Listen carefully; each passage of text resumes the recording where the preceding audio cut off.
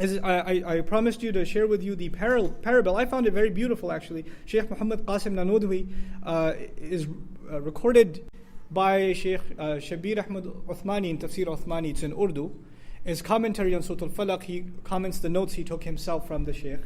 And he says, he gives a parable explaining Surah Al-Falaq and the different kinds of harms it protects us from. He says it's like, Allah wants us to think of ourselves like the plant that a gardener takes care of. A gardener is planting a plant in the ground, and it has different problems that it has to protect itself from. Number one, there are animals like, a goat or a lamb or something that wants to graze on that plant. It wants to chew on it.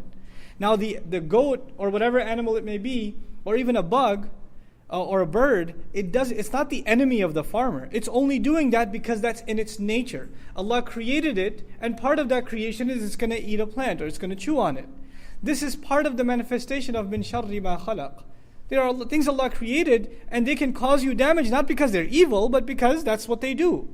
A shark or a lion or whatever is going to do what it does. And it's not because it's evil, it's acting out in accordance with its nature. So in the way Allah created things naturally, there's the potential for you receiving harm just in the natural order of things. And so you have to ask Allah for protection from them. But that's not the only kind of protection He seeks. So He fences the plant around so the goat doesn't come by and chews it up. But the next thing is He has to plant the plant in a place where it gets plenty of sun, it gets plenty of water, it's in a good environment. And there are no obstructions, there are no things that keep it, no blockades from keeping it from the things that it needs. We ask Allah, وَمِن شَرِّ غَاسِقٍ إِذَا وَقَبْ. And this ghasaq and waqab, the barrier of dark, keeping you from what you would otherwise have access to in the light of day, is just like that farmer who wants that there are no blockades. There are no obstacles in his path. And the obstacle for the human being clearly becomes the dark of the night. Then he says the third element is that what if you have too much water or too much sun?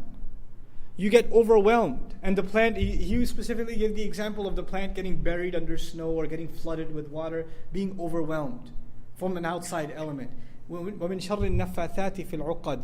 I mentioned to you before, when people, their sorcery is done on them, they feel like they're being suffocated from within. They feel like they are being pressured, or there's this heavy burden inside of them. That's the feeling of someone who magic has been done on. And finally, he protects his garden and his plant from an enemy who wants to harm him. It's not just the elements. It's not just he wants to make sure it gets enough sunlight or whatever. Not just the animals. But there's an actual enemy that wants to make sure his plant is destroyed. How does the surah address this enemy? وَمِن شَرِّ حَاسِدٍ إِذَا حَسَدٍ. So from every angle, just like that plant the gardener wants to protect, Allah Azza wa Jal wants to protect ourselves. And He wants us to seek protection for ourselves.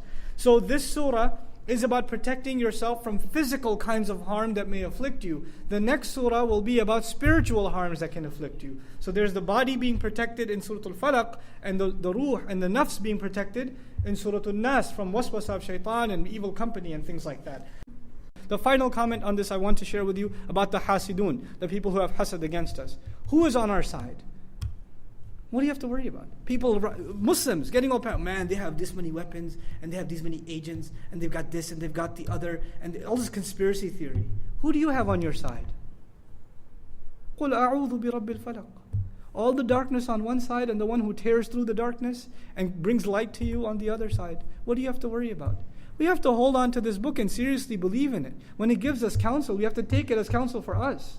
We can't just take it as empty, just a dars and some interesting knowledge, but go back to our attitude. This is supposed to change our attitudes. It's supposed to change our attitudes. I pray that Allah Azza wa Jal gives all of us the strength to change our attitudes. May Allah make us unified with the Quran. May Allah give us a comprehensive understanding of it. I just want to make two announcements before.